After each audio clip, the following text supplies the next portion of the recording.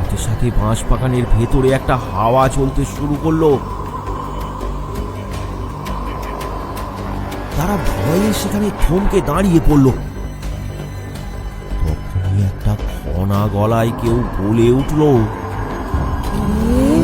কে যায়? তোদের ব্যাগে কি আছে দিয়ে যা।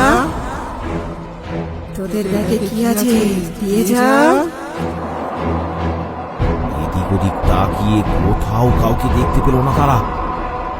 হঠাৎ রবিনের চোখটা ওপরের দিকে যেতেই সে চমকে উঠল। সে দেখল বাঁশ গাছের একদম ওপরে সাদা কাপড় পরা কেউ যেন বসে রয়েছে। তার অর্ধেক শরীর দেখা যাচ্ছে না,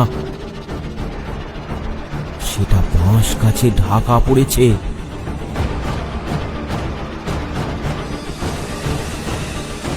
পরাণ, ওইদিকে দেখ।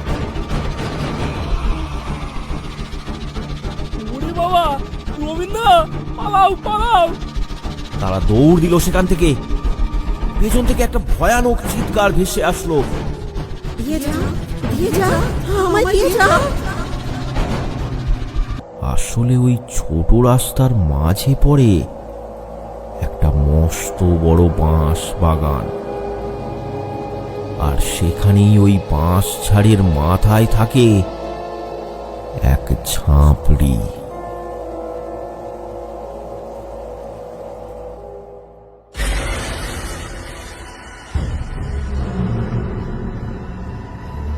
রাতের অন্ধকারে কাউকে একা পেলে তাকে তাড়া করে ওই ঝাঁপড়ি।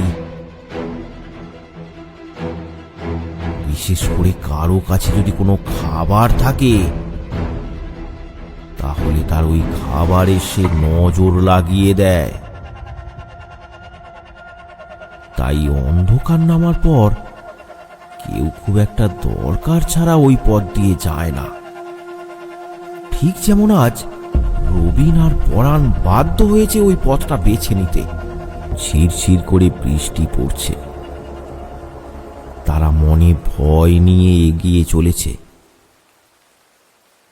বাঁশ বাগানের সামনে আসতেই হঠাৎ তাদের বুকের ভেতরটা ছ্যাঁত করে ওঠে।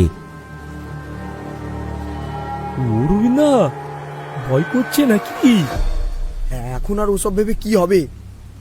চলো, যা হবে দেখা যাবে।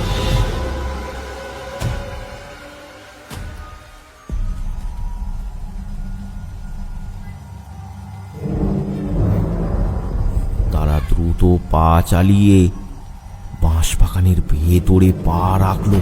পরাণও সেটা নিয়ে বাড়ির দিকে রওনা দিল। মাথা খারাপ নাকি?